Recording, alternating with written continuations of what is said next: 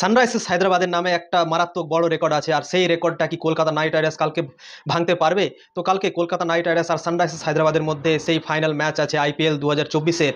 তো কলকাতা নাইট রাইডার্সের জন্য একটা খুবই খারাপ খবর, কেননা সানরাইজার্স হায়দ্রাবাদের নামে একটা খুবই বড় রেকর্ড আছে, আর কলকাতার কাছে চ্যালেঞ্জ হবে সেই রেকর্ডটাকে ভাঙা। কেননা সানরাইজার্স হায়দ্রাবাদ দুবার ট্রফি জিতেছে সেই আইপিএলে। 2009-এ জিতেছিল, প্রথমবার ট্রফি জিতেছিল, তখন সানরাইজার্স হায়দ্রাবাদের নাম ছিল ডেকান চার্জার, আর তখন অস্ট্রেলিয়ার প্লেয়ার ক্যাপ্টেন ছিলেন সেই ডেকান চার্জারের। আর সেখানে তারা প্রথমবার ট্রফি জিতেছিল সেই সানরাইজার্স হায়দ্রাবাদ।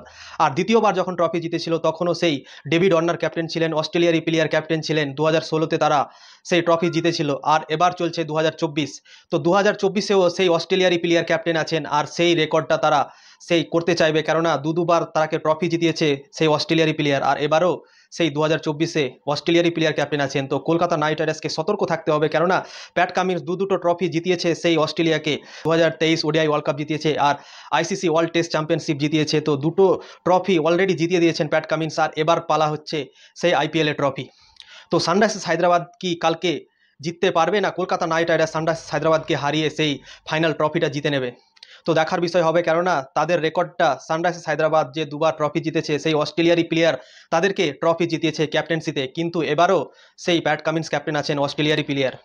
তো এই জায়গাতে সানরাইজার্স হায়দ্রাবাদ একটু মোমেন্টাম আছে তাদের দিকে, কেননা সেই রাজস্থান রয়্যালসকে কালকে একতরফা ম্যাচ হারিয়েছে সেই কোয়ালিফায়ার 2-এ।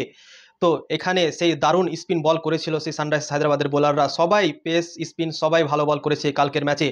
কিন্তু কলকাতা নাইট রাইডার্সের কাছেও দারুণ স্পিন বোলিং আছে, পেস বোলিংও ভালো করছে, সেই মিচেল স্টার্কও ফর্মে চলে এসছে। তো বড় ম্যাচে মিচেল স্টার্ক ভালো চলে, আর সব দিনই আমরা দেখে এসেছি অস্ট্রেলিয়াকে দারুণভাবে শুরুয়াত দেয় সেই মিচেল স্টার্ক নতুন বলে।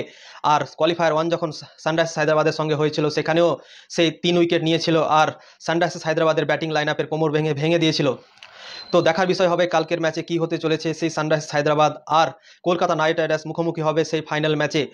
তো সানরাইজার্স হায়দ্রাবাদের নামে এই রেকর্ডটা আছে, আর সানরাইজার্স হায়দ্রাবাদ এই রেকর্ডটা করতে চাইবে। দুটো ট্রফি তারা জিতেছে, কিন্তু 3 নম্বর ট্রফি তারা অস্ট্রেলিয়ার প্লেয়ারদের হাতেই সে জিততে চাইবে, কেননা তারা ফাইনালে পৌঁছেছেন, আউটস্ট্যান্ডিং ক্রিকেট খেলেছেন।